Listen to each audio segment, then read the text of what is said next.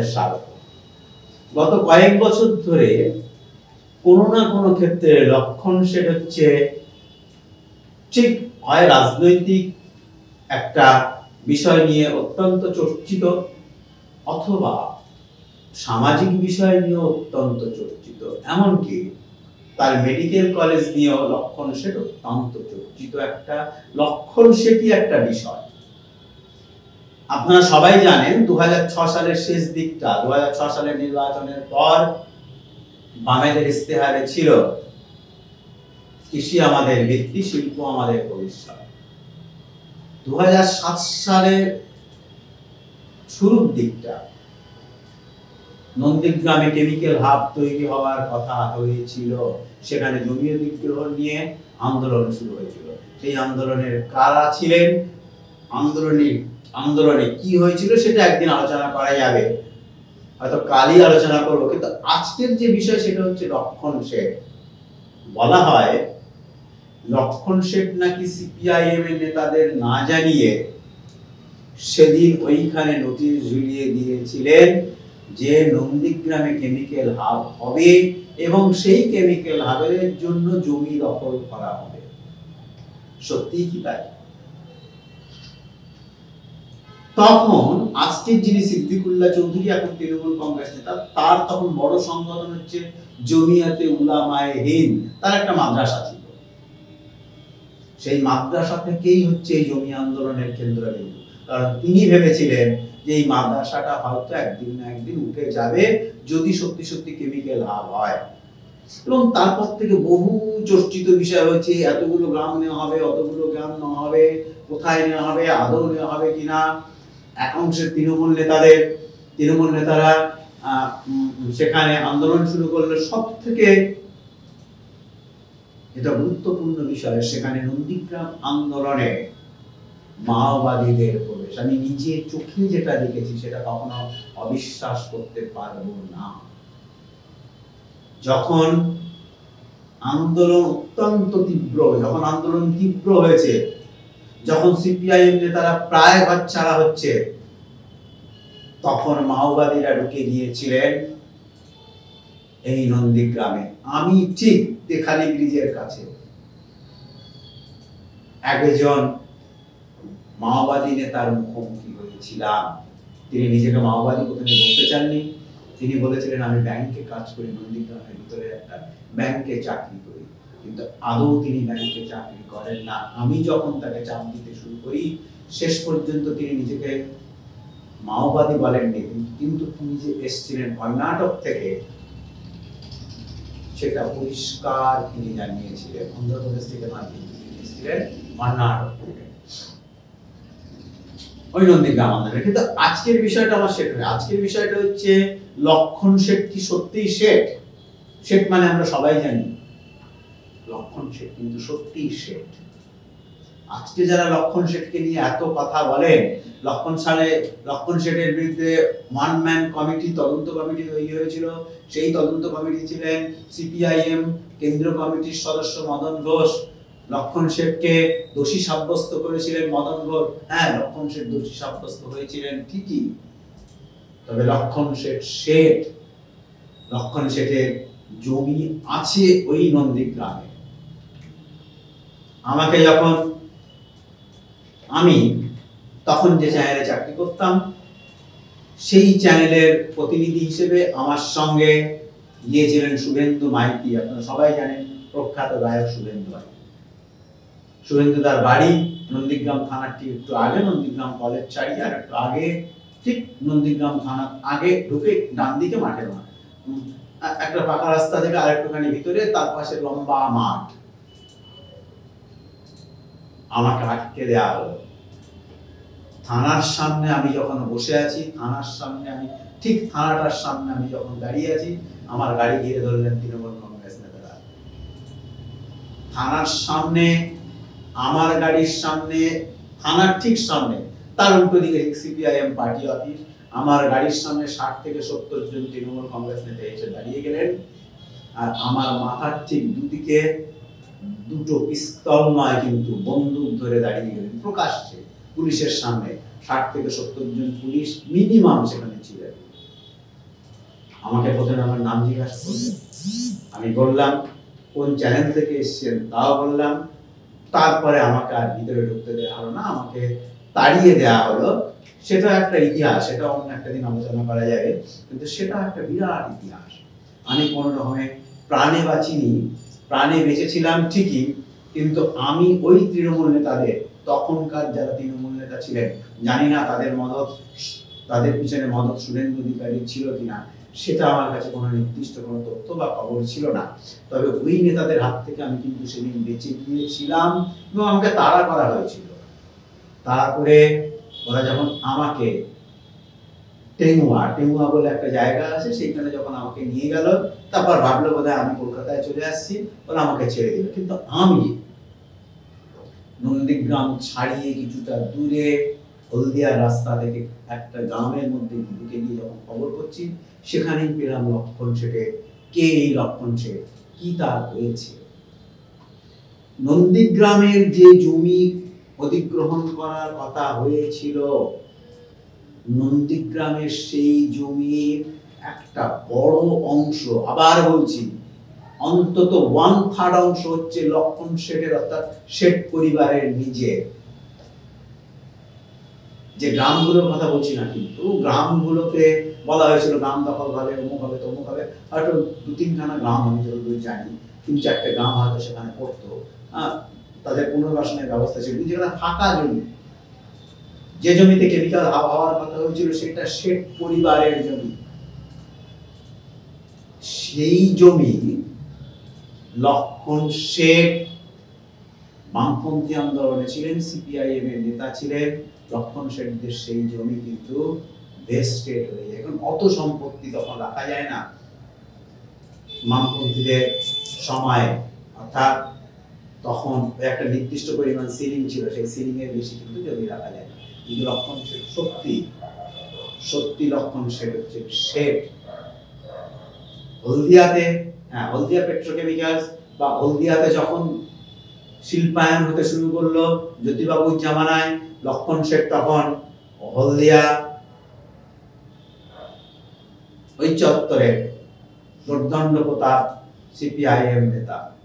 তার কথা ছাড়া ওখানে শিল্পায়ন হওয়া কোনো রকমের সম্ভব হয়নি।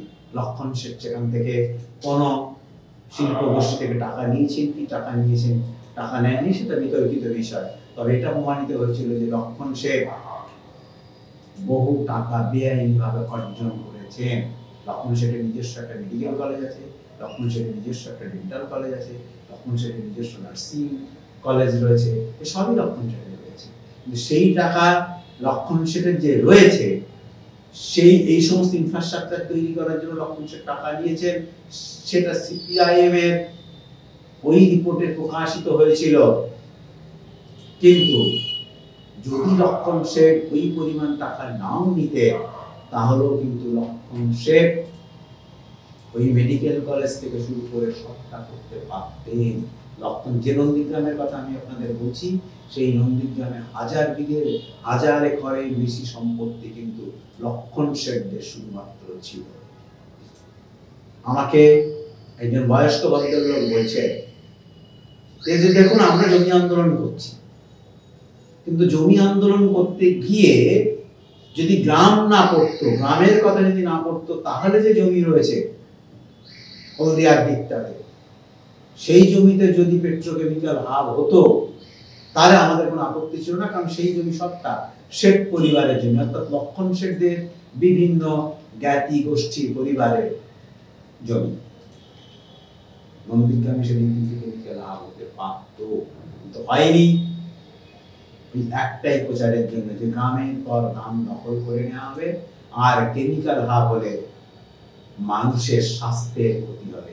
সেই কারখানা থেকে, সেই চুল্লি থেকে যে সমস্ত তেজস্ক্রিয় পদার্থ বেরোবে, তাতে নাকি নন্দীগ্রামের বড় ক্ষতি হবে।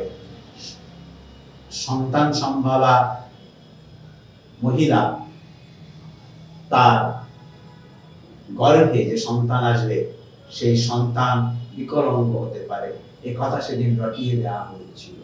আর সেই রটনার জন্যই কিন্তু আজ এত বড় আন্দোলন। তবে হ্যাঁ, এটা অস্বীকার করার কোনো উপায় নেই যে বুদ্ধদেব ভট্টাচার্য যখন মুখ্যমন্ত্রী ছিলেন, নিরুপম সেন যখন এ রাজ্যের শিল্পমন্ত্রী ছিলেন, তখন তারা চেয়েছিলেন যে এ রাজ্যের বেকারত্ব অর্থাৎ বেকারত্বের যে জ্বালা, সেই জ্বালাটাকে ঘুচিয়ে দিতে একটা কেমিক্যাল হাব হোক, আর একটা সিঙ্গুরের ন্যানো কারখানা হোক, অর্থাৎ টাটাদের কারখানা হোক। সেটা হয়নি, কোনো কারণের জন্য সেটা হয়ে ওঠেনি। সেটা নিয়ে বহু বিতর্কিত বিষয় আছে, রাজনৈতিক নেতারা সেটা নিয়ে তর্ক বিতর্ক করতেই পারেন। আমার বিষয়টা হচ্ছে যে তমালিকা পান্ডা শেঠ যখন লক্ষণ শেঠের সঙ্গে ছিলেন, তমালিকা পান্ডা কবি ছিলেন, সাহিত্যিক ছিলেন, দীর্ঘদিন হলদিয়া পুরসভার পুর প্রধান ছিলেন। তমালিকা পান্ডা শেঠ একজন বিদুষী মহিলা, আমি বললে কম হবে না। তমালিকা পান্ডা শেঠ একজন বিদুষী মহিলা ছিলেন। যদি তমালিকা পান্ডা শেঠ লক্ষণ শেঠের সঙ্গে না থাকতেন, আমার ব্যক্তিগতভাবে ধারণা যে তাহলে লক্ষণ শেঠ হতে পারতেন না। লক্ষণ শেঠ অত্যন্ত সিপিআইএম এর অত্যন্ত জনপ্রিয় নেতা ছিলেন, অত্যন্ত জনপ্রিয় নেতা ছিলেন। আমি নন্দীগ্রাম আন্দোলনের সময় যখনই নন্দীগ্রামে ঢুকেছি, তখন দেখেছি যে লক্ষণ শেঠের সম্পর্কে মানুষের কি ধারণা। ইভেন এমনকি তেখালি ব্রিজের কাছে, ঠিক তেখালি ব্রিজটা পেরিয়ে এদিকে খেজুরি, ব্রিজটা পেরিয়ে ওদিকে নন্দীগ্রাম, সেখানে যখন সিপিআইএম এর পঞ্চায়েত সদস্যের বাড়ি আগুন দিয়ে জ্বালিয়ে দেয়া হলো এবং জীবন্ত পুড়িয়ে মারা হলো সিপিআইএম এর পঞ্চায়েত সদস্যকে, তারই ভাই নব, এই নবর সঙ্গে আমার দীর্ঘদিন সম্পর্ক ছিল। তার বিধবা বৌদি আর নবর দাদার মেয়ে, তাকে দীর্ঘদিন ধরে আশ্রয় দিয়ে রেখেছিলেন লক্ষণ শেঠ। তাই না, নন্দীগ্রাম থেকে যারা ঘরছাড়া হয়েছিলেন তাদের একটা, আমি বলছি যে প্রায় 80% মানুষকে হলদিয়ায় দীর্ঘদিন ধরে আশ্রয় দিয়ে রেখেছিলেন এই লক্ষণ শেঠ। বিপদে আপদে, লেখাপড়া, সর্বত্র সবকিছুতে আর্থিক সাহায্য কে করেছিলেন? লক্ষণ শেঠ। সিপিআইএম তাকে ছেড়েছিল, সিপিআইএম তাকে বহিষ্কার করেছিল শুধুমাত্র একটি কারণে, হিসেব বহির্ভূত সম্পত্তির জন্য। যে সম্পত্তিটা যদি লক্ষণ শেঠের না থাকতো, লক্ষণ শেঠ যদি ওইটুকানি সততা রাখতে পারতেন, তাহলে আজ লক্ষণ শেঠকে পূর্ব মেদিনীপুর থেকে সরিয়ে দেওয়া খুবই কঠিন কাজ হয়ে যেত। আর লক্ষণ শেঠ যদি পূর্ব মেদিনীপুরে থাকতে, আমার নিজের ধারণা শুভেন্দু অধিকারীদের ওই হলদিয়া নন্দীগ্রামের মাটি দখল করা অত্যন্ত শক্ত কাজ হতো। নন্দীগ্রামে আমি বহুবার গেছি।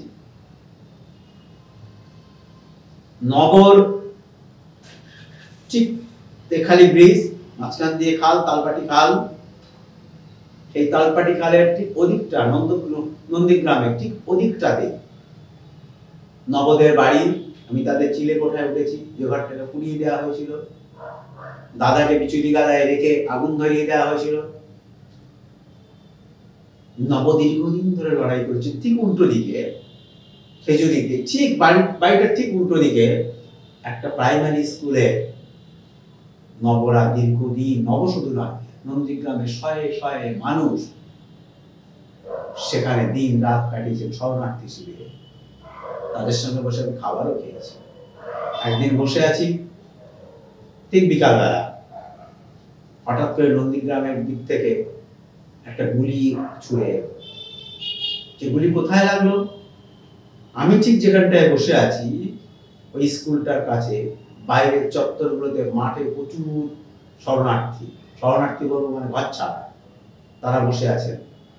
আমি ঠিক যেখানটায় বসে আছি, একটা বাল্ব জ্বলছে, tick tick tick tick team team team tick করে বাল্ব জ্বলছে। এই বাল্বটাকে লক্ষ্য করে একটা গুলি মারা হলো। বাল্বটা সঙ্গে সঙ্গে পড়ে গেল গুলির খোলটা উদ্ধার করলো কে? ওই নবর সঙ্গে। আমি সেদিন ওই জায়গাটায় বসেছিলাম। আমি এই কথাগুলো বলছি একটাই কারণের জন্যই, যে লক্ষণ শেঠ শুভেন্দুর উত্থানের পিছনে একটা বড় কারণ আমি নিজে বলবো, সিপিআইএম এর আরো উচিত ছিল সেই সময়টা লক্ষণ শেঠকে বহিষ্কারের আগে আরো দুবার ভাবা যে লক্ষণ শেঠকে বহিষ্কার করা যাবে কি না। সুশান্ত ঘোষ, বাংলাদেশ সত্তার, লক্ষণ শেঠ, শাসনের মজিদ মাস্টার, এদের যদি বুদ্ধদেব ভট্টাচার্য প্রশাসন এদেরকে বেঁধে না রাখতো, আমি নিজে যেটা জানি যে শাসনের মজিদ মাস্টার, তাকে বুদ্ধদেব ভট্টাচার্যের পুলিশ পরিষ্কার করে নির্দেশ দিচ্ছে মজিদ মাস্টারকে গ্রেফতার করতে হবে। কেন? মানুষের কাছে তাহলে তাদের ভাবমূর্তি ফিরবে। মজিদ মাস্টার গ্রেফতার হয়ে গেল, আমরা সাংবাদিকরা সবাই থ হয়ে গেলাম যে মজিদ মাস্টারের মতো মানুষকেও গ্রেফতার হতে হচ্ছে। যে মজিদ মাস্টারকে একটি খবরের কাগজ মজিদ মাস্টারকে দুষ্কৃতী সাজিয়ে রেখেছিল। কিন্তু যদি আপনারা কখনো দেখেন, ঠিক এই সময় দাঁড়িয়ে, আজকে দাঁড়িয়ে, আমি লক্ষণ শেঠ এবং মজিদ মাস্টারকে প্রায় একই পাল্লায় রেখে দেওয়ার চেষ্টা করছি। আজকে দাঁড়িয়ে যদি আপনি দেখেন, তাহলে মজিদ মাস্টার ও শাসনের বহু মানুষকে চাকরি নয় আশ্রয় দিয়েছে। আজকে যে জমি লুটের কথা বলা হয়, যে জমি লুটে পুটে খাওয়া হয়, যে মাছের ভেড়ি লুটে পুটে খাওয়া হয়, মজিদ মাস্টারের জামানায় সেটা কখনো সম্ভব হতো না। কারণ ভেড়ির যারা প্রকৃত মালিক, তারা কিন্তু বছরের শেষে গিয়ে প্রকৃত টাকাটা পেয়ে যেত। সিপিআইএম এর জেলা সম্পাদক মন্ডলীর বহু সদস্য চেয়েছিলেন যে মজিদ মাস্টারকে যেন গ্রেফতার না করা হয়। বুদ্ধদেব ভট্টাচার্যের প্রশাসন সেটা মানেননি, আর মানেননি বলেই 2011 সালে পতন হয়েছিল সিপিআইএম। নমস্কার।